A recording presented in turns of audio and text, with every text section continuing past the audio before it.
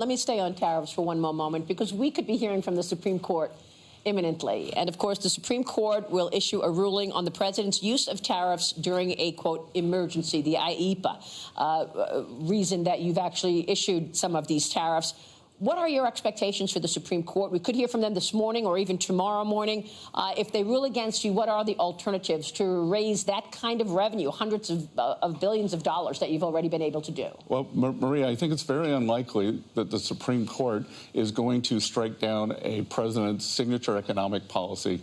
It didn't early on with the ACA, also known as Obamacare. They reinforced that recently. And the real problem here is President Trump has used IEEPA for negotiating leverage for geopolitics in emergency situations. If we look back, the first IEEPA tariffs were fentanyl tariffs. So on Mexico, on Canada, on China. And if fentanyl is not a national emergency, I don't know what was. 200,000 Americans dying every year. And because of that, Mexico came to the table, Canada came to the table, China, who exports or the precursor drugs, have all come to the table, and we're seeing a substantial drop in protecting the American people.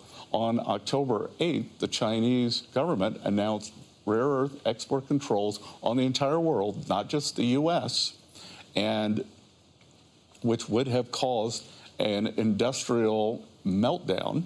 President threatened 100% tariffs on China if they did this.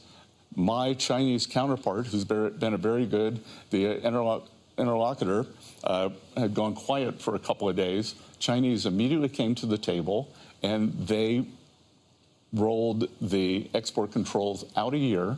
And President Trump insisted that I negotiate on behalf of the whole world. So, in terms of the U.S. leading, this is what U.S. leadership looks like. He was able to use IEEPA tariffs to negotiate for the entire industrial world. So I think it's very important here.